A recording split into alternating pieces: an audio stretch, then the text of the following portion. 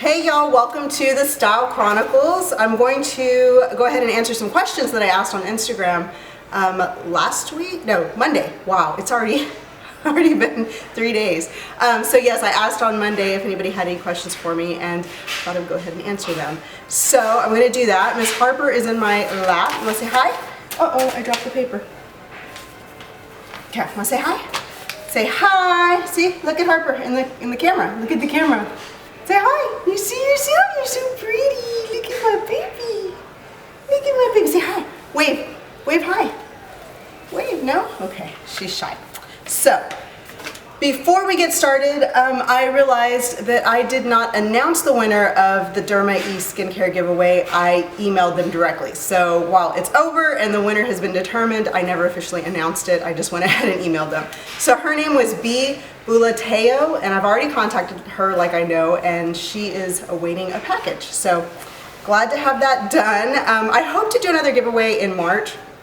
I want to try and kind of do a monthly giveaway. She just decided to get down and she moved the whole camera. Okay, so look out for that, but I will definitely let you guys know, and I think I'm going to try and link them to every video that I record throughout that month and see if that works better for everybody. Okay, so I asked if anybody had any questions, and the first one was from Italian1224. How do you stay so organized and a cleaning schedule?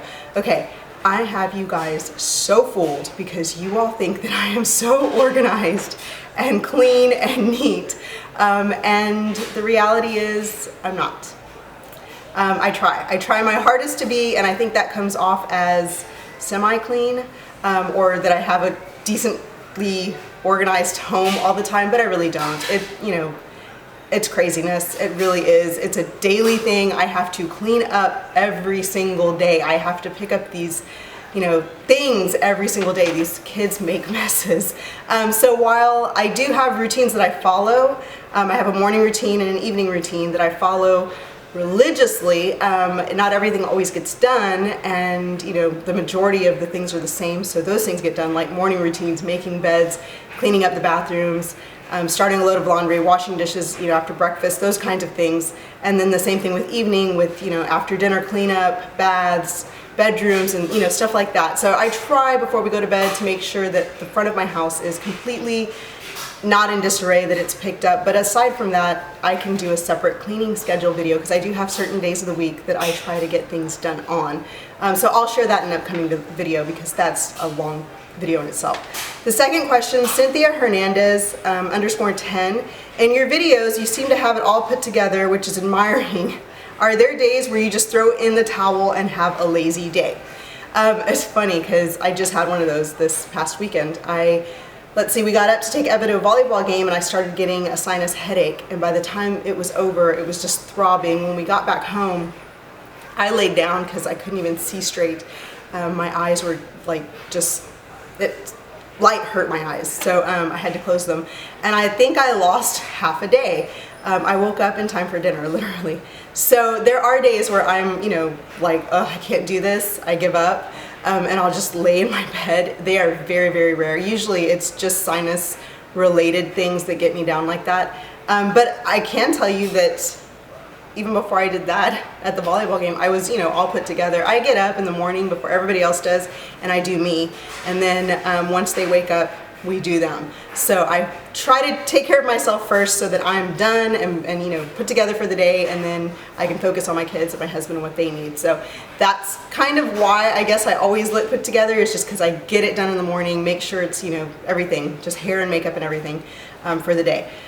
Okay, what do you do for work? Love your videos and Instagram posts. That's from Tara Rachel 12. What do you do for work? Okay, I know this is a big question because you guys see me, I guess, on my vlogs. I vlog like Fridays, and I never show exactly what I do.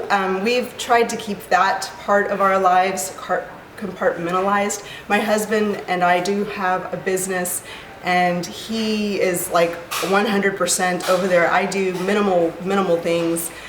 Typing, stuff like that for it, just paperwork things, accounting, stuff like that just keeps it going. But he is just, that's, his baby.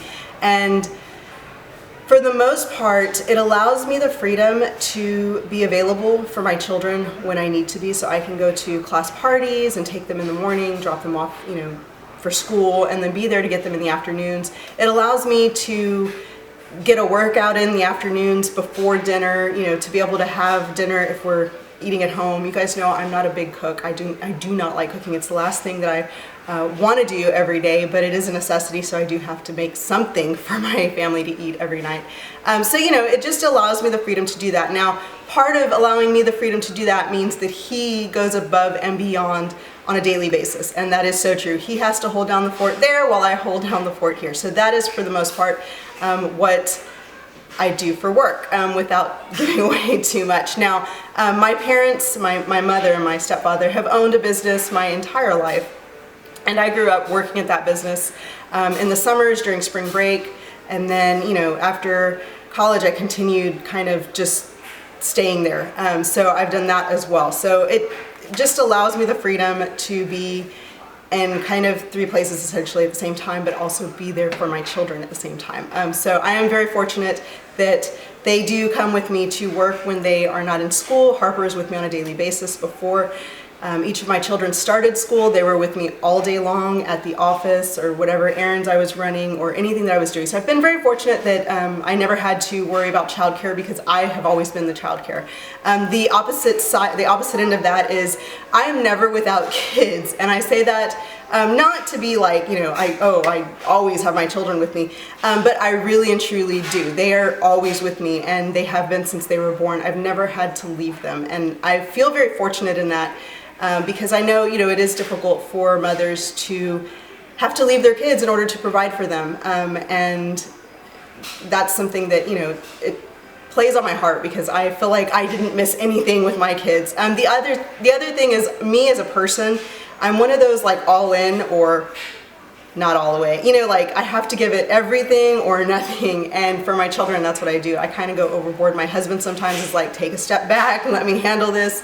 You know, give me some space to do the daddy thing. You know, the mommy thing is kind of, whew. Okay, so I do, like I said, I'm one of those helicopter moms. I want to be Bev Goldberg from the Goldbergs. That's like my dream, my dream, what is it, like my mommy inspiration. I just love how all caring and nurturing and, you know, loving she is, and smothering, and yeah, I want to be Bev from the Goldbergs. Okay. Daisy loves makeup. What made you want to start a YouTube channel, and where did you meet your hubby? So I started a YouTube channel in 2011, shortly before I found out I was pregnant with my son, John Abel.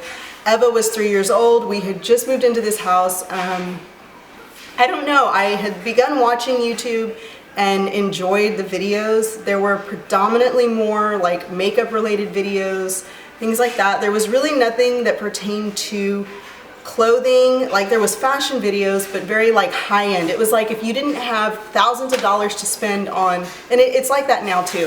If you don't have thousands of dollars to spend on shoes and purses and designer clothing, then where are you in the world of, you know, what you wear? And so for me, it was all about fast fashion or like Target hauls, things like that that were accessible to me. I could pick them up while, you know, I was pushing a cart with my kids in it versus having to go to a mall and get out of the car and taking them into a store. So, you know, just little things. It was more like a mom fashion, I guess, just like a lifestyle overall. And then, you know, the outfit of the days is what I started my channel for because I've always liked getting dressed, if that makes any sense. And so I thought, you know, I shared it and people started to respond very well.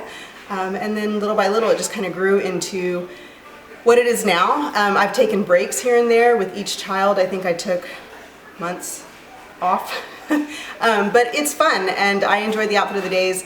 I did venture into makeup tutorials. I just can't get the editing down for like good makeup tutorials. I'm not abreast of all the editing, Final Cut Pro, all that stuff. I'm like, ooh.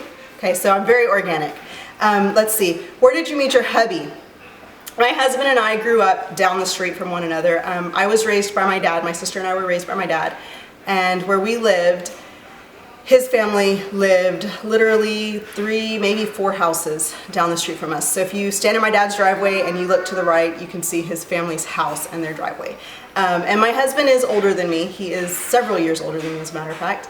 Okay, a lot older than me in teenage years. But he and his 3 brothers, and he has a sister, or he has 2 brothers and a sister. There's 3 boys and a daughter in that family. Those 3 boys were always outside, always doing basketball, playing basketball in the driveway, cutting the yard, doing something. And as a kid, I would always see them, we'd say hi, we'd run into them like at Eckerd's, you know, random things around the neighborhood that we would see them at. My parents knew his parents really well, so it was like, you know, I just always knew them, I knew they were there. Now my husband Abel, when I guess I was a teenager, like 15 or 16, and I would run at our neighborhood park, I would run laps. And that was kind of when I started to notice him. It was kind of, you know, I was into guys and, you know, looking at them or whatever. It was high school years. And that was when I started to notice my husband, and it was like, I don't know, he just stood out to me more than, you know, his other 2 brothers. They're nice. I love them to death. But that was kind of when I realized, you know what, I kind of like him. And then at the time I was, like I said, 15, 16, I was a baby, and he was already in his 20s, and he was living his life and, you know, traveling. He was always in Spain doing all kinds of really neat things, and he had no interest in me. I was a kid, literally, and it wasn't until I was 18 that we dated for the first time. And like I said, he was a lot older than me. My family, for the most part, felt he was way too old for me, and I felt a lot of pressure from them and some sources that I didn't date him for very, very long, but I knew when I was 18 that he was the person I would marry. He was just everything, I don't know, there was just something so all-encompassing about him and being around him, and it was like this pull, this like gravity that just, I don't know, it was natural with us. So I think we took a 2, maybe 3-year break, and then I, you know, dated some other people. He dated a lot of other people, and he always call him Shallow Hal because he's the kind of guy that will find something wrong with the most beautiful woman you could